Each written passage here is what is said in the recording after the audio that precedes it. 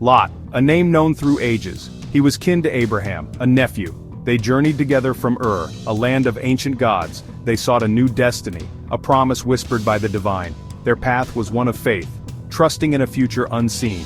Together, they faced the unknown. The desert stretched before them, vast, empty, yet their spirits were full, hopeful. They were pioneers of belief.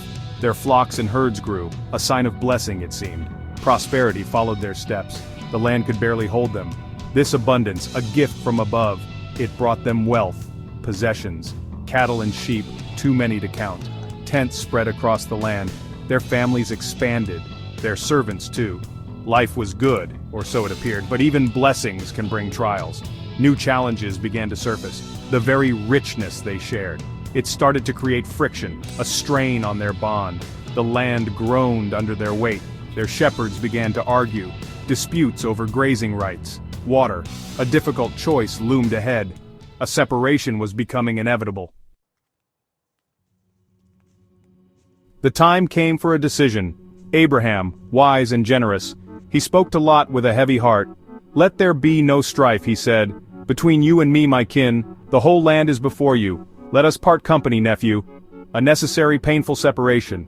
Abraham offered Lot the first choice, a gesture of profound kindness. "If you go left, I will go right.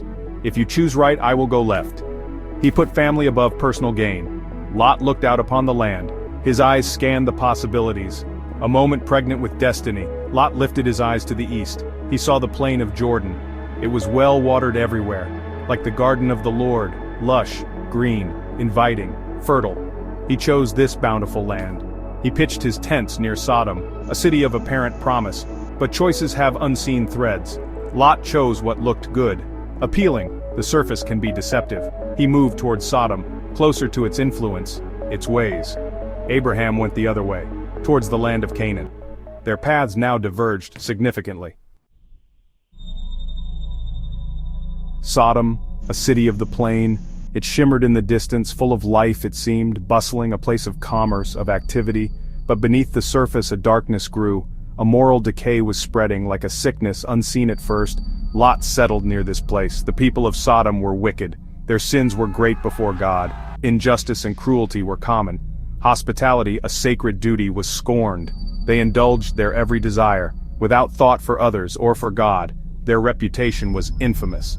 A shadow hung over the city. Then two angels arrived, messengers. They came to Sodom at evening. Lot sat at the gate of the city. He saw them and rose to meet them. He bowed down, offering shelter. "My lords," he urged, "turn aside, come to your servant's house, an act of kindness in a cruel land." The angels brought a dire warning. The outcry against Sodom was great. Its sin was very grievous. Destruction was coming. Swift, certain. "Flee for your lives," they urged Lot. "Do not look back," they commanded. "Do not stay anywhere in the plain. Flee to the hills, or you will be swept away."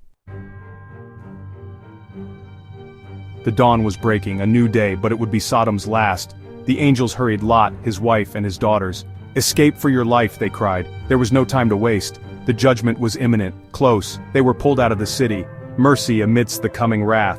As they fled, the Lord rained down fire, sulfur from the heavens, burning upon Sodom and Gomorrah. The cities of the plain were consumed, all their inhabitants, all that grew, a terrifying spectacle of divine power. The smoke rose like a furnace, a stark testament to their end. The command was clear: don't look back, don't linger on what was lost, focus on salvation, on escape. But Lot's wife, she hesitated. Perhaps her heart was still there, tied to the life she was leaving, the possessions, the familiar. A moment of fatal curiosity. She looked back from behind him, a single glance, a disobedient act, and she became a pillar of salt, frozen in time, a monument, a stark reminder of the cost, the price of divided loyalty, of yearning for what God condemns, a tragic end to her journey.